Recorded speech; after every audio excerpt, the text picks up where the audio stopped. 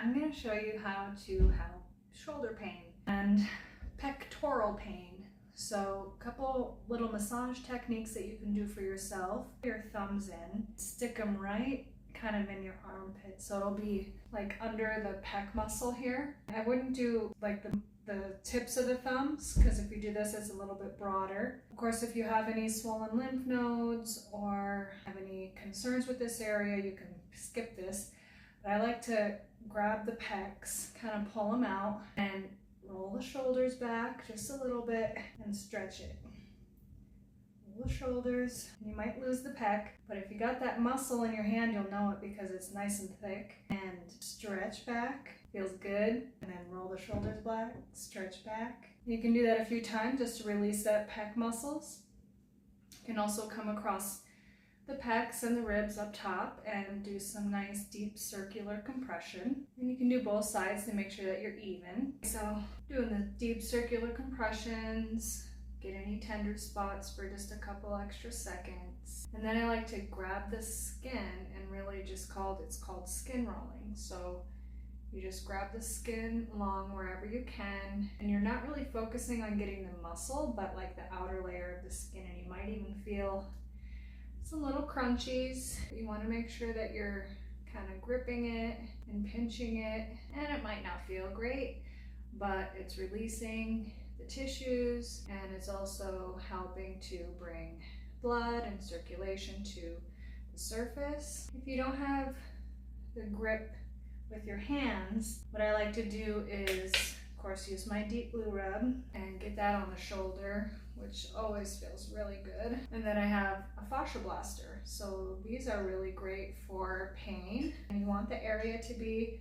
kind of slick. If you don't have the deep blue, you can use any other muscle cream that you have, or coconut oil or lotion, just to keep the surface pretty lubricated, so you have the ability to rub this back and forth and not cause too much friction. So this is a really great tool for pain management, and also helps to make the skin and tissues lay in a better position, so it can help with beautification. And you can go over the bony areas, just make sure that you do it lightly and it's not painful.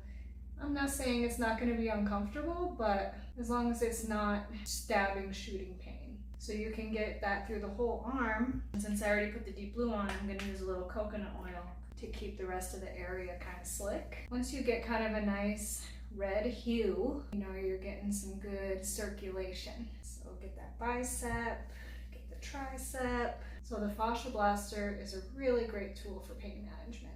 It comes in all different sizes, and you can get into the pectorals. And this little tool at the tip is really nice because you can do more of a trigger point pressure, trigger point areas, and don't do it where it's excruciating. You just feel the pressure, do a little tiny wiggle, and then move on. It doesn't have to be painful, but it might be a little uncomfortable. If you're having some serious issues, you might have a little bit of pain, but if you can't breathe through it, then you need to back off. So this you can work on anywhere. Now you want to make sure that the area is nice and cleaned off, because we're going to put some KT tape on it. And you don't want that to come off because it's slippery.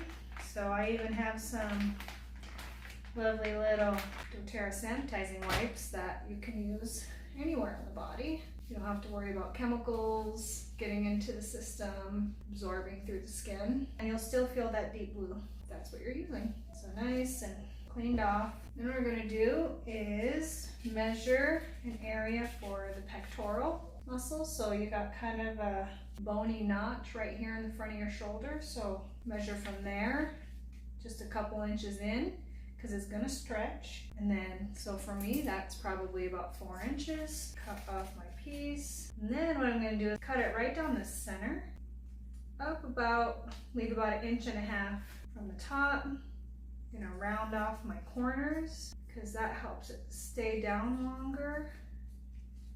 And a little trick is you can fold it in and just round the corners this way. So now we'll tear off this end where the cut meets the end. Take the end piece off. Stick that with no tension right on that little bony spot. Kind of keep your arm nice and laid nice up against your body and relaxed. And then I'm gonna loosen up that first edge, go to almost the end, pull it kind of hard, and then back off a little bit and lay it right down the side of the pec. And then that end is not going to have any tension either. So then you get the other piece, loosen up that tape on the back, come to almost the end, about an inch, pull it kind of hard, back off a little bit, and then you're going to come up just under the collarbone and lay that down, and no tension on the end on that one. There you have your pec muscle is supported there, increasing the tone so it can activate the way you want it to.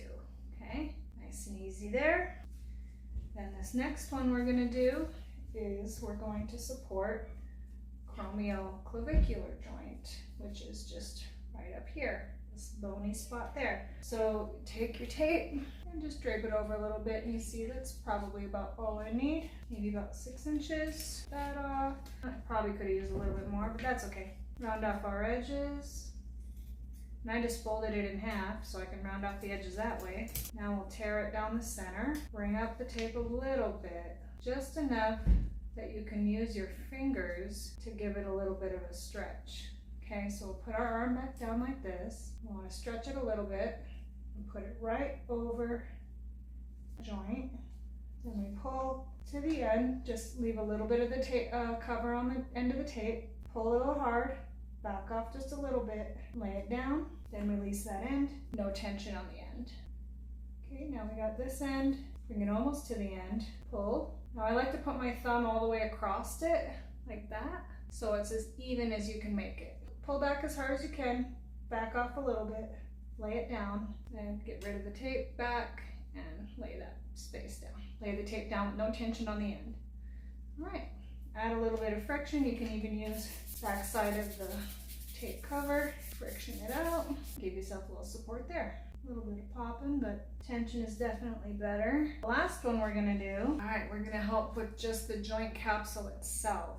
So we're gonna go from about here up, okay? So measure your tape. You can have your arm down at your side. It's gonna go down just to that bottom part of the deltoid muscle on the shoulder, so you can go right from there up to the end of where you got the tape on the shoulder. So that'll be about what you need for length. Cut your tape, fold it in half, round your edges. Okay, now this one we're gonna anchor and stretch. So we just have the one end, tear off 1.5 to 2 inches, separate the tape, take off that end. We're gonna have our arm straight out. We're gonna anchor it to the top of the shoulder, just past where we put that first tape. So we'll just anchor it right there, kind of right on that trapezius muscle where it starts. Pull it a little bit so it loosens up the underside of the tape. Bring it all the way to the end, almost to the end, about 2 inches to 1.5 inches at the end. Keep your arm nice and straight, 100% stretch, pull it out, back off about halfway, and then lay your tape right down onto the arm. And keep your arm up while you friction that on. All right, just that last strip made the difference. Now, if you have a very specific spot that is really painful and not just the whole shoulder or the pec is sore, then what I want you to do is, where'd my tape go? Oh. Then what you're gonna do is you're gonna cut 2 pieces the same length. If it's a smaller area that's painful, you could use the one piece and cut it in half. But if it's a bit of a bigger area, like if it's like this whole spot right here, use 2 pieces. You can use your other piece to measure. Now, I'm not gonna put these on, but I'm just gonna show you. Now you're gonna round off those tops. You're gonna take the tape off the center, just like how we did the first one, where we used our fingers to stretch it a little bit and then lay it down. And you're gonna lay it down in a crisscross. So I know it's kind of hard to see because I don't have pretty colorful tape this time, but you're just gonna crisscross them across each other like this.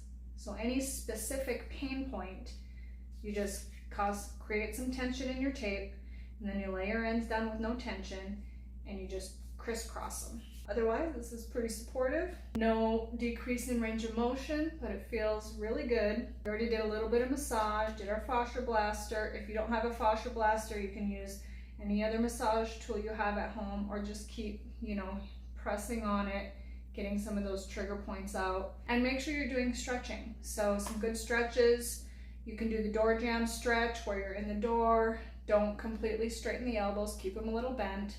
Or behind the back, bring your arms down towards the floor, looking up just a little bit. Stretch your chest, okay? You can stretch the tricep. Watch out for the joint, don't go right on the joint. And the shoulder this way. And then also over the arm, stretching the tricep, stretch the shoulder. So lots of good stretches you can do for the shoulder. Be gentle, don't hurt yourself.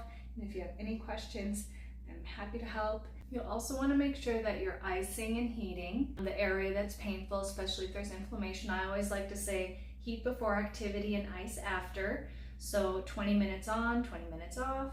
And if you're just alternating throughout the day, about 3 times during the day, ice and heat.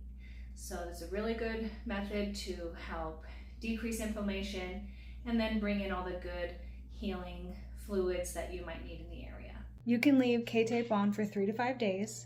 You can shower, you can swim, you can trim the edges off if they start coming up off the skin, and don't dry them with like a hair dryer, just pat them dry. If you leave the K-tape on for about a week, then wait 24 hours before you reapply. Make sure it's good and wet in order to take it off, and take it off real slow. Don't rip it off like a Band-Aid or else you can cause abrasions. And let me know if this helps you. Have a great day.